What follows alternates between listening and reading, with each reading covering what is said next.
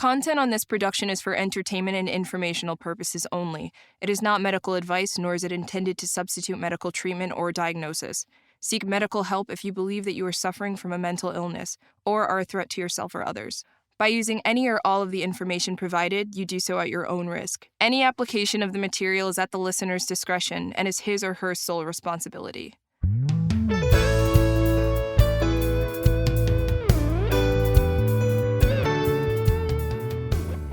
Hey everybody, Doc Brian here with Doc Talks, where we talk about trials, tribulations, and triumphs and just life in general, and our mental health capacities, abilities, and how we've overcome things. Today I have with me Maddy Smith. Welcome to Doc Talks, Maddy. I'm excited to have you here with us today. We were supposed to have your boyfriend, but we kicked him out because we wanted to focus on him, right? And all of his issues. Yeah, and right? I felt if he's here, I can't complain safely. So mostly, I just want him to do the dishes. Right, right. So this is a safe place. So you can. He's not going to listen to this anyway, right? He doesn't care. He's also very normal, and we don't have a lot of issues. So. Right. Well, normal is a relative term. It really is. When it comes to... Compared to my past relationships, I'll say. Right. Yeah. Well, good. It's good to have some normalcy than in life. And it's reassuring and makes you really feel like, hey, maybe I could spend the rest of my life with somebody. It's a weird feeling. It is. To be like, oh shit, sustainability? What is going on here? It's liberating, but at the same time scary. It's really scary. Yeah. And you're like, on one hand, you're like, when's it going to be bad? Mm-hmm. And then on the other, you're like, wait, maybe I should be with someone crazier because that's who I am. And you're like, am I settling for boring? Right. Never settle. Never settle. Yeah.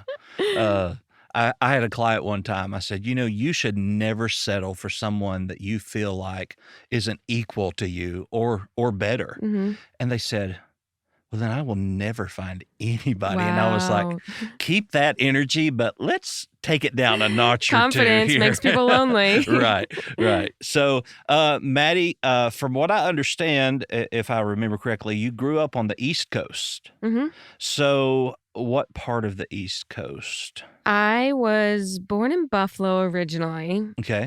Back in 1991. And my dad worked in freight transportation. So we moved like every 4 years. I don't think it had to do with freight transportation. I think it had to do with my mom wanting him to get a higher salary. Mm. So we moved like 4 times growing up, ended back in Buffalo, outside of Buffalo for middle and high school. Gotcha. Mm-hmm. So do you have any siblings, only child? Yeah, I have an older sister. She's 4 years older. Her name's Emily. Okay. She lives in Rochester, New York, and she's a nurse. All right. Shout out to Emily. She's super cool. Who won't listen to this podcast. You never know. Sometimes randomly, my mom or my sister will be like, wow, they'll like quote something I said on a podcast, and I'm like, what's that from? Right. I'm like, can you get out of there? That's not for you. Yeah. So, what was life like growing up, moving every couple of years?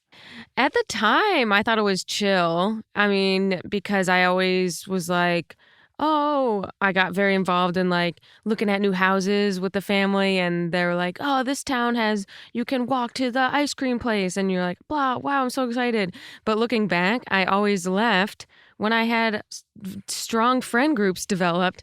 And so it was always a very transitional time in my life. I never felt very settled. And looking back, I always was like, I think I would have been a lot happier if we had stayed in Western Massachusetts instead of uprooting again during adolescence. Right. And so at the time, I was able to make do with it. And I think it made me what my personality is, which is people-pleasing, funny gal. Mm-hmm. Go with the flow. Right. So you said that you enjoyed kind of looking at the houses and looking around the neighborhood. Do you feel like, looking back, it was your parents trying to sell you on the thought of this is going to be good and this transition is going to be great? I think so, yeah. Yeah. Honestly, yes. They would like... there was like a town outside of Buffalo called East Aurora, and we all 4 of us went to look at the houses together, and then we would recap all the houses and be like, oh, let's go with that one. That one has a huge blah, blah, blah. And so it was like more of like a 4-person House Hunters on HGTV then. Whereas I don't think that's normal. Right. But I also don't know people who have moved as much as I did. True. So, but here's what I don't understand about HGTV House Hunters. Like you'll have these people and the wife will be like, I sharpen crayons for a living. And the husband will be like, I raise guinea pigs for a living. Always. And our budget is $5 million. It doesn't, and they're like, we're not willing to move above or below that. Right. And then they have an insane request. Like the guy's like, I need. There was one episode where the husband was like, I need a turret. I want my house to look like a castle. And every house he was like, it doesn't have what I'm looking for. Right, I'm right. like, it's otherwise a perfect house for you and your 6 kids. Right. Or even like love it or list it. You Yes. know, one of them is dead set that we're not moving. The Right. other one, you know, it's a lot of drama within that. Do you remember growing up where there was that kind of drama where one member of the family wanted something that another didn't? I think my mom just wanted more money. That's really what it comes down to. I mean, like looking back, so my mom's, all of her, she has 4 siblings, and all of them ended up like in super wealthy statuses in New Jersey. All of them live there. Okay. Multiple houses, multiple beach houses. And we have a theory that my mom always felt, and she was the youngest too, and moved to Buffalo from Long Island, never looked back, was a deadhead in college. So she had sort of like this hippie vibe. But then when it came to coming into her adult self, she didn't have what the other siblings had. So I think it ended up her pressuring my dad to make more money, even though that's not who she actually was. Right. So I think that is where the wanting something that no one else was requiring in the household to have. So kind of along the cliche of keeping up with the Joneses. Totally. Yeah. Yes. Everything had to be the next best thing. Yeah. Okay. So as far as your mom, what kind of work did she do? She worked in like healthcare administration, and both of them were pretty much full time by the time I was like 3 years old, maybe 2 or 3. So there's a lot of daycare, a lot of babysitting. My sister was 4 years older. By the time she was 11 and I was 7, we were staying home alone. So there was a lot of like hands-off vibes. So she worked in healthcare admin. He worked in freight transportation. And it was pretty much a work-based household from a young age. Gotcha. So did you ever feel like you were the parent to your younger sibling? My sister's older. I'm sorry. So it's just the 2 of us. No, that's okay. So I think she definitely felt like the parent. Right, right. But I was also pretty mean growing up to her. Okay, so saying that, you have to tell me the meanest thing that you recall doing to her. Oh, a lot of physical stuff, a lot of slapping for no reason. I was very rageful as a child. Just walk up and slap her for no reason? Yeah, pick fights, being like, stop staring at me. In my early 20s, I had a lot of guilt about how mean I was as a child. But then as I got older, I was like, oh, maybe it was a result of my parents being a little too hands-off. Yeah, that's pretty much what I've been like battling. Because I was pretty mean in the house to my sister and to my family. I mean, everyone was like pretty much under my thumb. Okay. So backing up a little bit to middle school, tell me about that whole experience of how kind of things just went downhill there. Totally downhill. It sucks. When I think about middle school and high school, I cringe because of how bad it was. Because we lived in Western Massachusetts, middle-class town where my parents were still together. Oh, foreshadowing. And that was just a teaser there. Yeah, that's for the Patreon, or as you say, Patreon. But then we moved to this town called Clarence. Okay. When I was in 6th grade. And leading up to 6th grade, I was a tomboy. I played sports. I loved myself. I watched Nickelodeon. I went to school. I had all these friends. Great group of gal pals. And then when we moved to Clarence, it was like this insane wealth that I had never seen before. People with like big fucking houses. The coach of the Buffalo Sabres lived in the town, and his kids all had Range Rovers and brand new cars. And I was like, it was like literally the girl from Mean Girls. If you ever saw Mean Girls, that level of wealth. Early 2000s, like everyone looked like the Kardashians. And that was when my interest in like having what everyone else had started growing. Whereas before I was very like, yay, haha, we have the same amount as everyone else in the town because the town is normal and middle class. And then we moved to this insane town called Clarence. And I remember the first inkling of being humbled in Clarence was I loved playing soccer. And this girl on my street said, you have to join my team. And she took us to a practice and all the girls were so good and they had all the best Adidas clothes and all the best cleats. And then the mom took me home and she told my mom, Maddie has to join the league. She's so good. It's $800 a season. And then I saw my mom's face be like tune out. And in my head, I was like, we're fucked. Like, it's done. And then she closed the door and she was like, it's not happening. Right. And that was like the beginning of everything I knew shattering.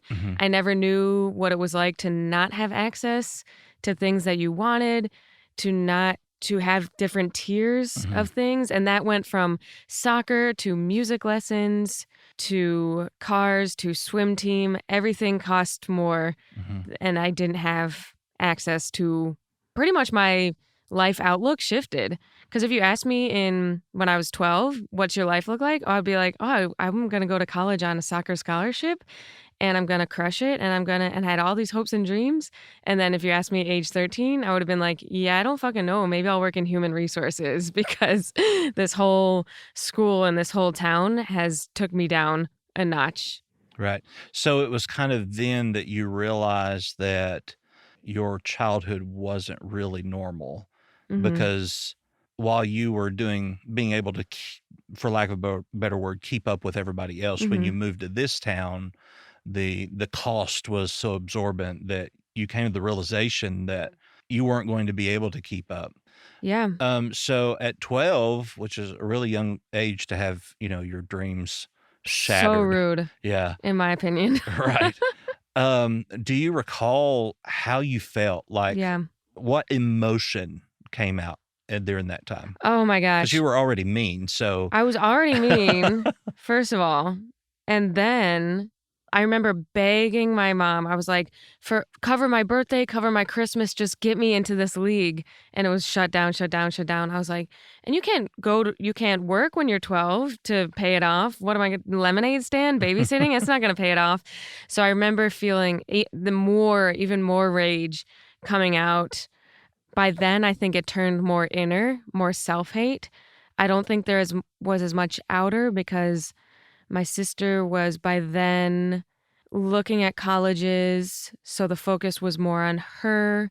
To pick fights at home would be useless because she's too old for that at that point. And she was also working and out of the house. And then we only lived in Clarence for a year before my parents separated. And then everything went from outward rage to more interior, I think is what happened.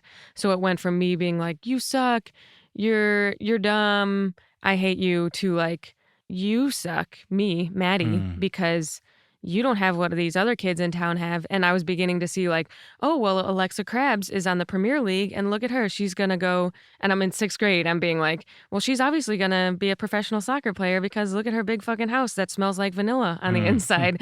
So it went from all this like, those kids are way better than me to I'm literal trash. Right. A lot of self-comparison, a lot of like staying up late, trying to put outfits together to make them look good, make all the girls think like, oh, I have the Abercrombie clothes when they're Old Navy, Right. which sounds so like even privileged to say it out loud. But when you're a 6th grader and you see other people with things that is the norm for them, you're like, wow, I'm disgusting. Yeah. Well, see, I grew up in a very poor family. I would say a welfare type poor. Yeah. And every year for Christmas, the Ministerial Alliance there would give us sweatpants and a sweater. And then when it got to summertime, my mom cut off, made it sweater shorts. Oh my gosh. And then a sweater shirt. Oh my gosh. Yeah. And I remember like 3rd, 4th grade, I came to the realization that this wasn't normal. Yeah. When somebody said to me, why do you always wear sweatpants? Right. Do you not have a pair of blue jeans? And I was like, am I supposed to? Right. And so I think there comes a time in various ways in our childhood that we face reality all of a sudden, and that innocence, Yeah, it fleets from us. totally. And at that age, it's even more awkward because we can't fix it. We can't make it Right. better. And so with that kind of premise of not fitting in financially, being able to go and be equivalent feeling towards your peers, I can only imagine that affected your dating life Yeah. in high school or middle school. Yes, S- totally. My first boyfriend, his name was Eric Funk. Mhm. He was 6'5". That doesn't matter, but that's the only way to describe him. Mhm. Otherwise, very unmemorable. Right. I think my parents separating when I was in 7th grade, totally, I was like, what the fuck? Because they didn't outwardly fight. Mhm. It was all secret. It was a tense household, but there was never any fighting. So when they separated, I was like, what the fuck? You ruined my world. And Well, there wasn't any fighting because they was worried you would just go slap them. right. Yeah. Yeah. So they just kind of put it. They Yeah, said, they're we like, can't let Maddie see any right, of this because she totally. will put a stop to She'll it. destroy it. Yeah. Yeah. Yeah, totally. So then the whole I'm not enough, and then puberty where your body is changing and you feel disgusting and you have acne.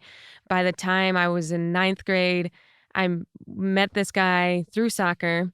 It was a typical like early adolescence relationship where there was no chemistry, Mhm. but someone was like, she likes you. Oh, cool. I like her, Right. But I attached so much to this relationship because someone liked me. My parents were just divorced, so I got to attach onto someone. I don't fit in this town, and this guy has a loving 2 parents and 3 brother, very like Christmas card family. Mhm. Golden retriever, 4 boys, all of them over 6 feet tall. White picket fence, all of that. Totally. The dad coaches soccer. Mhm. All the kids were good at soccer. And I was like, I think I wanted to be in this family too. I think I was like, oh my gosh, she cooks meals every night? That's insane to me.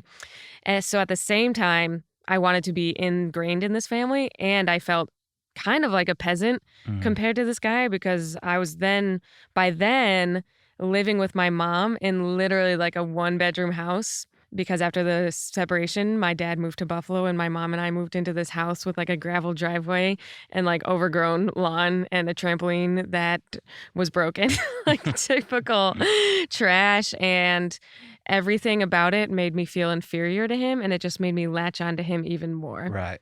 So to him, I look insane because I call his house every night because I don't know any other way to deal with someone who's showing affection for me.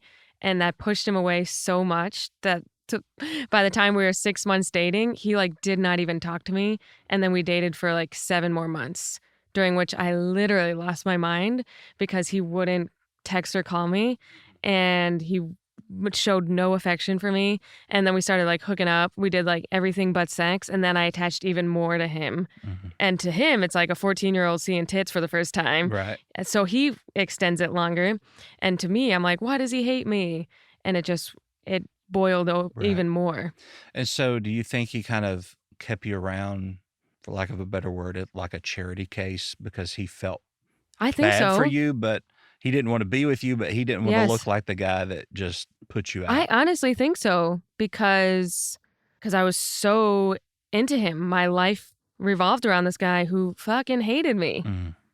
I cannot even describe how little affection he showed toward me. Right. And it was fun at first. At fun, we went to the movies and blah, blah, blah. But then there was a turning point where he totally lost interest in me. And I just like held on to it so hard because I had nothing else. And it was like my first boyfriend. I got to make it work. Even though every night I was like, why does he hate me? Mhm. And then I think I started like putting out sexually because I was like, oh, I got to trap him in. Right. And then it makes you feel even sadder Mhm. to the point where even now at age 28, I have weird things when it comes to like sex because I'm like, ugh. Weird stuff from this guy who hated me, who I let, finger bang me just because. So it's super weird. So in that, I just want to notate here that we live in such a hookup culture. Yeah. And while that gives us that rush in the moment, when it's all over, we are actually lower than when we Yeah. began. Totally. And so it's a lot like while you can be addicted to sex, we don't talk about that a whole lot. We Right. don't, especially in younger adolescents, young adult, say, well, it's normal for them to experience and, be Right. hypersexual. But what I have found is that those people that are constantly in this hypersexual state end up being more and more and more depressed, Mhm. much even like an addict Yeah. of drugs or alcohol, that they need more in order to feel better, but it's just making them Yeah. worse. So from what I'm hearing from you, you kind of experienced Mhm. that same way. Definitely. I was like, well, he doesn't talk to me that much and he literally acts like he hates me, but you know what? Maybe if I give him a hand job, he'll like me. After I and sorry this is too dirty, but after our first like sexual encounter, he was like, "Wow, where did that come from?" And I was like, "Yes, got Mhm. him." Yeah. And then for him, I think it was at first it was extending it out of charity, and then it was extending it out of, sex shit. Because he was receiving the sexual Yeah. validation that he wanted. Now, as an adult, do you look back and think about how absurd all of that was? Yeah, I'm like, wow, I mean, fully, I just wish you enjoyed high school and liked yourself more Mm, and dumped this guy in December because why the fuck would anyone care if you dumped him and he's not nice to you? But when you have low self esteem, sure. you'll attach yourself to And your anyone. parents just divorced, so you have that Yeah, lack of continuity yeah. at home. And he was like a soccer guy, and I was like, whoa, soccer, And he was 6'5". 6'5". So I'm going to go out on a limb and say that Andrew, your current boyfriend, probably isn't that No, tall. I think he's 5'9". He says 5'11", but I'm Yeah. like, you're 5'9". Yeah. It's great. I don't trust tall guys after that. Just they see something we don't, Yeah. Well, I mean, we're a little higher up. Yeah. We have a more of a bird's eye view. Yeah. Uh, so, we kind of touched on that your parents got divorced, but surrounding that divorce, you said it wasn't really that they fought a lot, but when we boil down to the brass tacks of it, what was the cause or the reason of the divorce? Honestly, I should honestly get on the phone with my mom and be like, what's going on? Like, what happened here? Because my dad will be like, she just distanced herself and then it was over. And I could see it coming. He said like one time they visited her friend named Kate and my dad heard my mom say to Kate, I just don't love him anymore. And that was maybe a year before the divorce, like crazy stuff. But then my mom, Janine, also is a very grass is greener mentality. So she'll date a guy for 5 years, fully be done with it and move on. So there was no couples therapy. So I think it was actually pretty rapid Mm-hmm. because my mom will get a job for a year and then be like, I hate this job and go to her resume is literally like 500 pages long. She's had 20 houses since, in the past like 15 years because she's always like, if I move to Buffalo, I'll be happier. No, you know what? I'm going to move to Rochester. I want to live on the lake and never settles. So that's my theory is she figured out she was done with this. She looked around and was like, nah, I'm good. And then was like, I'm done here. Right. So what I have found, and even in couples therapy, when they get to that point of no return, Yeah. that one of them, whether it be the husband or the wife, checked out of the marriage way before we ever got here. Yeah. I have a client that they came to me for marriage counseling, and they'd been married for like 15 years. The husband had had 13 or 14 affairs Wow. in 15 years. One for every year. Yeah. And she was still with him, but she had made him go take polygraphs Oh my gosh. like every month to prove. And I was like, bruh, Yeah. even if I wasn't cheating, Yeah. why are you sticking around? Why Game are you? over. And he was Yeah. like, I want a divorce, but she's crazy. And like, I'm afraid of what, and I was like, so you teach your kids that it's okay, Right. and it's acceptable. You're teaching your daughter that it's okay for her husband to Right. cheat on her, and you're Right. teaching your son that it's okay to have extramarital affairs. And so, sometimes parents get to the point of where they want a divorce, and then they say, well, we're going to stick it out until the kids turn Right. 18. And but the kids pick up on that. Mm-hmm. The kids pick up on the tension within the home, and you're not doing the children any service. Right. I have another client who she was one of those kids that parents divorced the day she turned 18. Wow. And they told her, we were waiting. Right. And she said to me, do you know how much guilt I Yes. have Right. now that I know that my parents were miserable for Right. years because of me? Totally. And so, I tell people all the time, it's better to be single and happy Mm-hmm. than married and miserable. I agree. And so, when you get into relationships, I think though, as we talk about love is blind, and it really is, that we even know when we're dating Yeah. that, hey, this might not work. Totally. And when we see those red flags in relationships, we need to bring them to light Yeah. instead of repressing them and saying, oh, well, I can change. I can change Right. him. Or I they can this. change. Yeah. And so, one of the coin sayings that I have is, if you want to change a man, he better be wearing a diaper, because that's the only thing you can change. Boom. So It's true. and it's not just with men, but it's with women Yeah. too. So if you enter into a relationship with a thought of, I'm going to change them, even if it's something reasonable, like they're an addict Right. and I'm going to help them, no, Right. you're not going to. They have to make that decision Yep. on their own. Yeah. So moving forward now, from your formative years of high school and not medical school. Medical school. Yeah, Yeah. Right.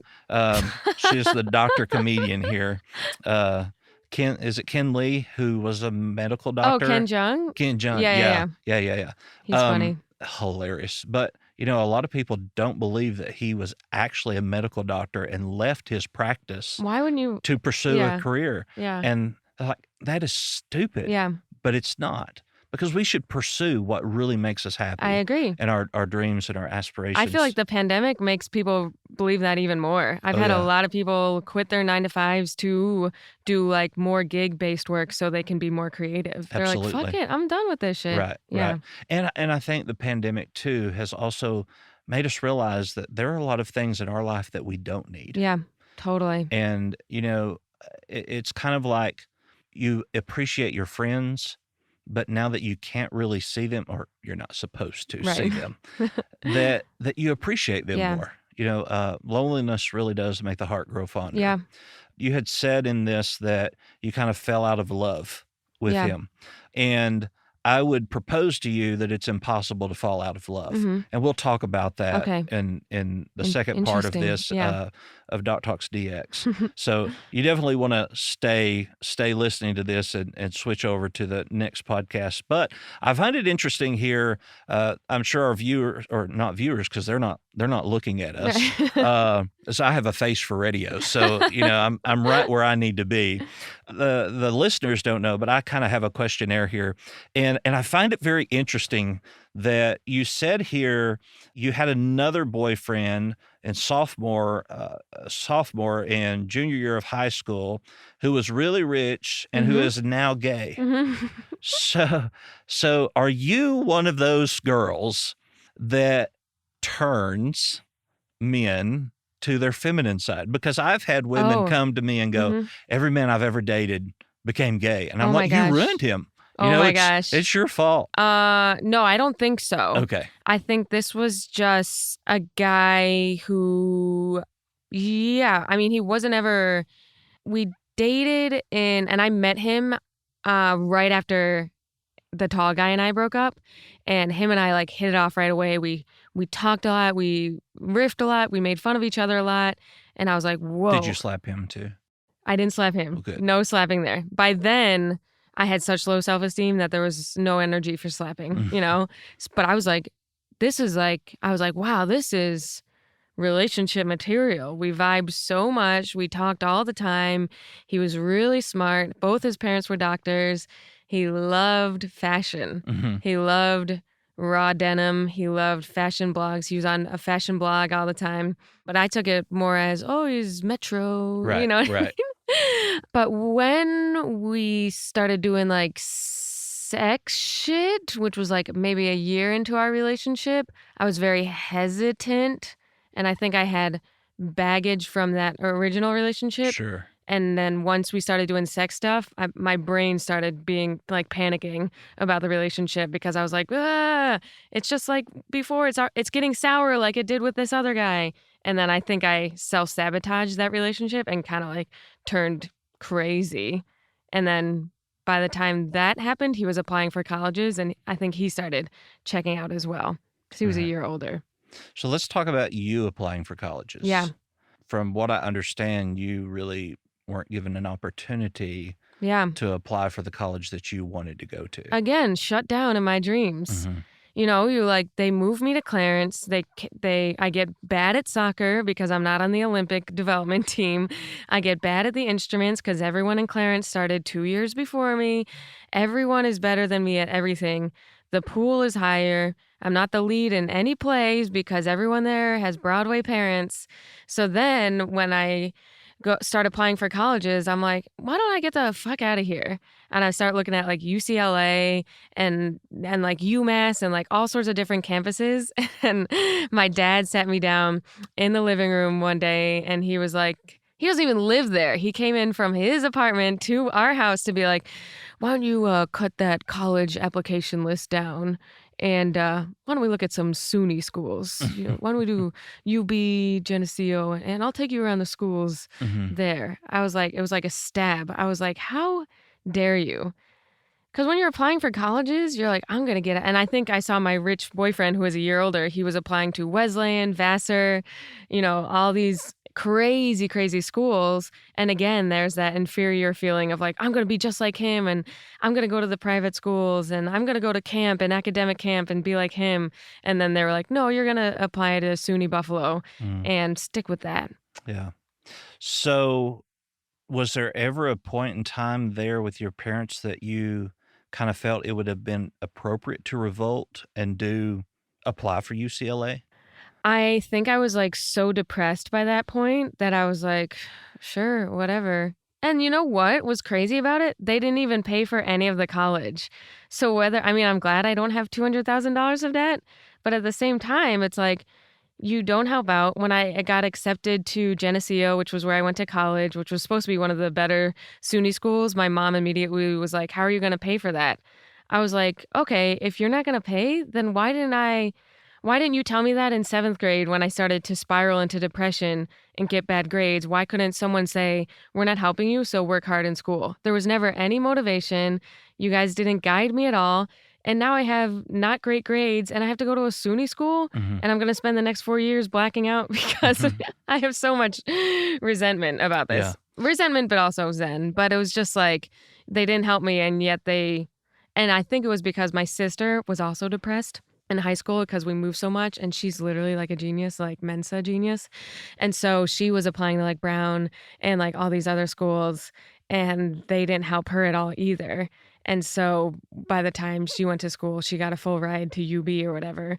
But because of her experience, they were like, we're gonna take you down a notch too. So you did, though, go to college. Yeah. And majored in Economics. Why in the world would anybody? I don't know. I can't even. SUNY Geneseo was like liberal arts. And so I spent the first year doing the core curriculum. And then I tried to be a math major and I got like a 2.6 GPA because those classes are for otherworldly people. And then I tried to do like geography and I was like, how will this get me a job? And then by second semester, sophomore year, I was like, econ, that sounds good on a resume. But my first year of college, I literally got like 2.6 GPA because I tried to make myself a math major. And I also had no one telling me that I was supposed to get really good grades. I had no idea because even the last 2 years of high school when, I was always naturally good at class. So I always got A's for just being there. But then when it came to really hard classes, I didn't realize you were supposed to go home and study. I didn't realize you were supposed to have interests. I didn't realize Right. any of these things. So by the time 1 year of college was done, $10,000 down the drain, and I had a 2.6 GPA. So the last 3 years I had to spend rebranding myself and Right. getting that shit back up to a measly 3.4 because that's as high as it could go. Yeah. But So you dumb. didn't carry any soccer into your No. collegiate time. No, I didn't carry any soccer. All I came in with was knowing I kind of wanted to be on the newspaper. So I started doing newspaper stuff in freshman year of college. But sophomore, junior, and senior year of college, I spent recovering from freshman year of college and all of high school where I let myself slip. And how did you spend that recovering? Healthy or in an unhealthy way? Unhealthy physically, but I got like all dean's lists. I was the editor of my school newspaper. So I went from like hating myself to also hating myself, but we're going to work this off Right. with like this insane work ethic while drinking all the time. So it went from a slump to like, nope, we're going to recover. I don't even like economics. I don't like writing for the newspaper, but we're going to go really hard because that's all we know now. So did you finish a college Mhm. degree? Yep. Okay.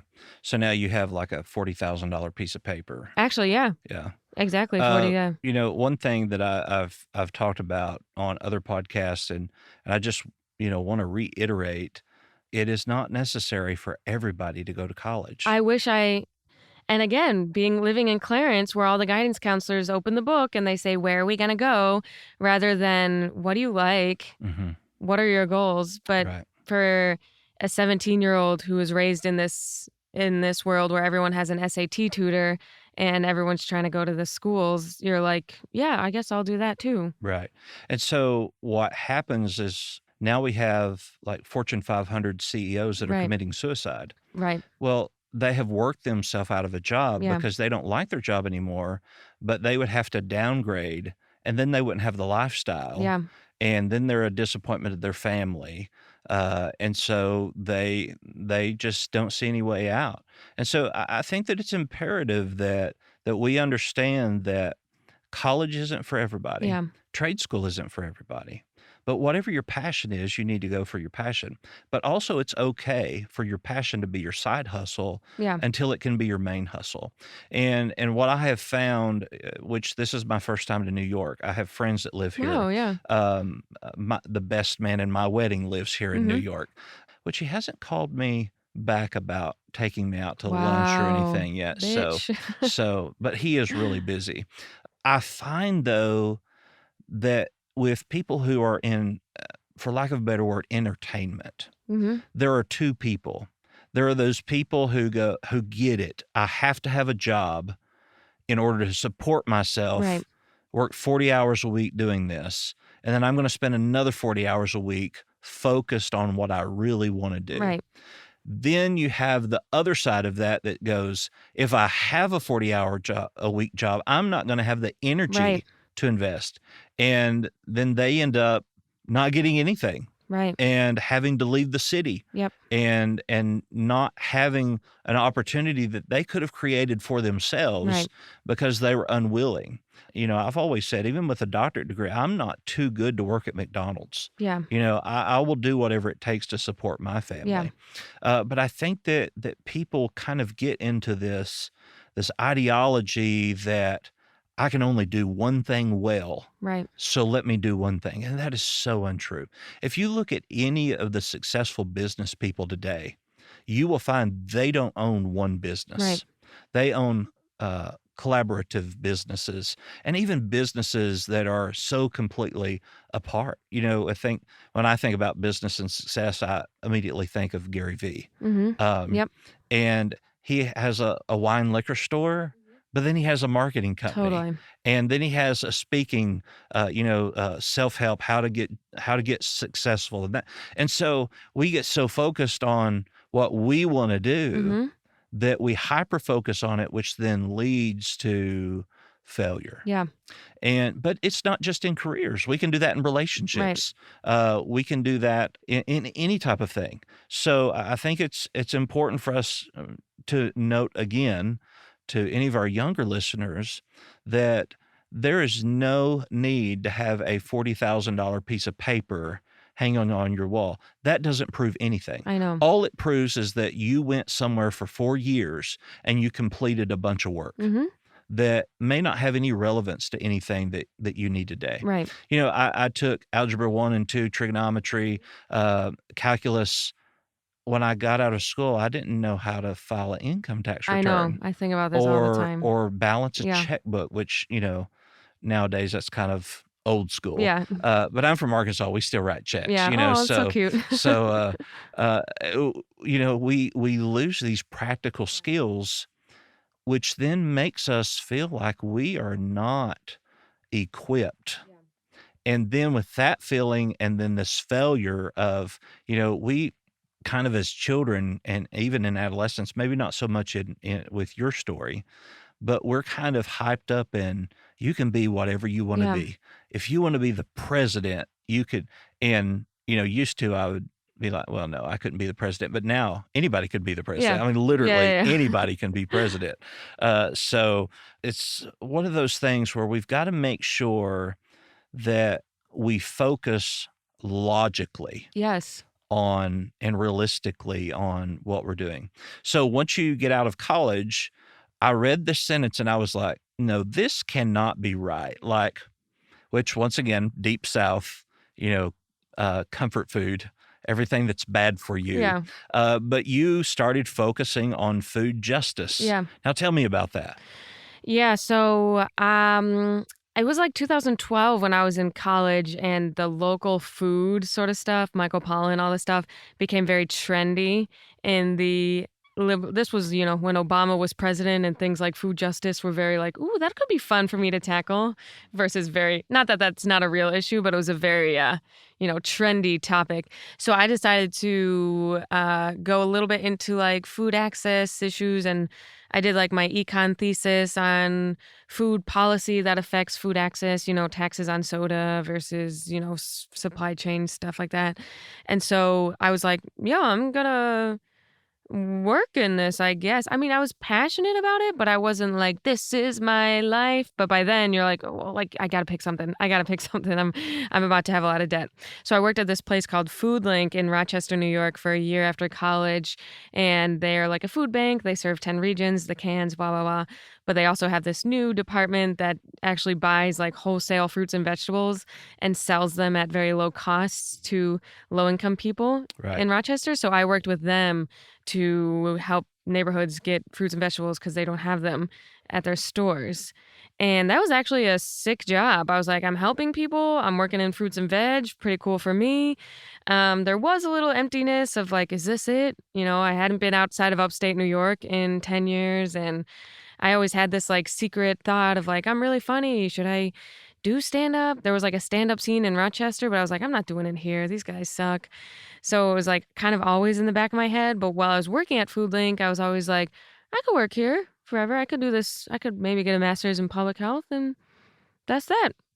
And then I got a job offer toward the end of my year at Food Link to move to Brooklyn and to do this like, or start this like urban studies program with SUNY Geneseo.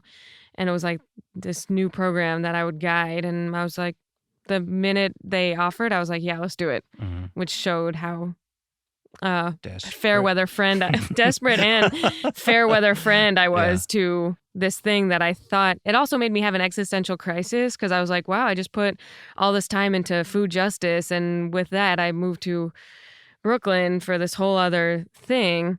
And so then I moved to Brooklyn, where I lived in Red Hook, Brooklyn. If you don't know Red Hook, it's like in the middle of nowhere, a mile away from transportation. And the college I went to wanted to start a study away program there for students to live in an apartment in Red Hook during their summers. Long story short, the program never got off the ground because it was so unfeasible. But they let me live down there for 2 years, rent-free, while they kind of forgot I was down there. So is that kind of what set you on a platform to be able to get into comedy? Yeah, pretty much. I moved down there. I literally did everything I could to get a program off the ground in Red Hook, but I'm 24 years old. Everyone in Red Hook was like, where's Geneseo? What are you talking about? What is this? And Geneseo was like, we don't know. And then the person who worked at Geneseo who started the program left Geneseo. So then I'm stuck here with this interim provost who was like, we'll take care of you in a while. And then a year goes by. They still talk to me. And by then I'm a year into comedy. And I already started getting off the ground. So pretty much I figured out, oh, this job's not going to work out, but no one's supervising me. So I might as well start doing stand-up. I have no friends here. And then once I started doing stand-up, I was like, yeah, I'm pretty good at this. Mm-hmm. And that's when things started clicking. I was like, okay, I'm could do this creative field. It's free, no barrier to entry. I'll keep working here as long as they'll let me. And then once Geneseo was like, maybe I shouldn't say the name, but I also don't give a fuck. Once they were like, we're coming down to check on you, I got a new job. I was like, no, I used everything I could here. I refuse to get in trouble for what you guys did to me. Right. And then I went to work at a finance firm full-time, 9 to 5, and continued to do comedy at night for 2 years until I got a TV show. And that's kind of a long story short. Do you mind telling us what TV show? Yeah, it's on MTV. It's called Wild 'N Out. Okay. I auditioned in New York City and got flown down to Atlanta to do like another week of auditions, and then went on the TV show. So Nick Cannon is the main guy there on that. That is kind of Wild 'N Out. I've seen a few episodes of that. And it is definitely wild. But being that you were a slapper growing up, and being that there's this roasting comedy, I would see how that kind of would fit your... Totally. There's like a roasting scene in New York City, so I started doing roast battles like 6 months into stand-up, and I got really good at them. Like my really mean insults, I did like 50 battles in the city. So by the time I auditioned for Wild 'N Out, it was like perfect, because it's a roasting show. I'm a white girl who's mean. And when I auditioned, I was like, I'm pretty sure I got that. Right. It was like everything finally came together. Working 40-hour weeks, then going out and doing stand-up, being depressed because I don't sleep enough, because I feel like every day that I wake up working a job in finance is another admittance of failure in my stand-up career. Right. And so by the time I got the show, everything felt like a huge release of like, I started doing stand-up even though I wasn't raised in a creative household. I wasn't raised to do things beyond a 9 to 5. And so by the time I got the TV show, it was like everything was lifted. Everything from high school, everything from college was like, I finally did it. I finally did something that was my choice, and I made work for me. Gotcha. So before we move into Doc Talks DX here, at the expense of maybe being embarrassed without you making me cry or slapping me, I'll give you 2 abilities to roast me now, Okay. so our listeners can hear how good you are. Oh, wow. Pressure's The on. pressure is on, but don't make me cry. Okay. I don't know what to say. And that's a great way to end this episode. I usually have to, sit down and write a little bit. Maybe I would say something about your accent. I don't have an accent. You have an accent. You have an accent. You have a southern drawl. Your accent sounds like it endorsed Trump in 2012. Something along those lines. Maybe psychologist in Arkansas. What are you telling people they don't look fat? That's all I got. Obviously, I'm a little rusty. But I swear I was good at one point. It's fine. The whole objective of comedy is to make somebody laugh. Yeah. It doesn't even have to be funny. Just to make somebody laugh. Totally. That's the whole objective. I agree. So thank you so much for being on Doc Talks with us today. We are going to move, hopefully you follow us into, and you said that I said it wrong, Patreon. Yeah. Move into that. So follow us over there to that episode where we talk about the depression issues and anxiety, and we get into maybe some possible diagnoses here as to what's going on with Maddy Smith. Knowing that she can roast me and she's talked to me now for 45 minutes, it could be very interesting. Yes. When we get into possible diagnosis. It's true, but literally anything like a psychologist says to me, I'm like, I agree fully. Whatever you guys say. Well, thanks for ruining the teaser. Oh. Fine. Maybe I'll battle a little bit. You can cut that part out. No problem. So tell our listeners here where they can find you. I'm at Maddy Smith on Instagram. Right now I'm doing a lot of outdoor shows in New York City, maybe indoor soon, but I post all the shows on Instagram, and I'm trying to not be as active on the apps, but you'll find my live show postings are there. Okay. I hate social media. All right. And of course, I'm Doc Brian. You can find me at thedocbrian.com or follow us here at the Be Frank Network. And follow us now over to Doc Talks DX. Thank you so much, Maddy, once again for being with us here on this podcast. And we wish you all the success that you can stand. Thank you. Yeah. All right. Thank you. Goodbye.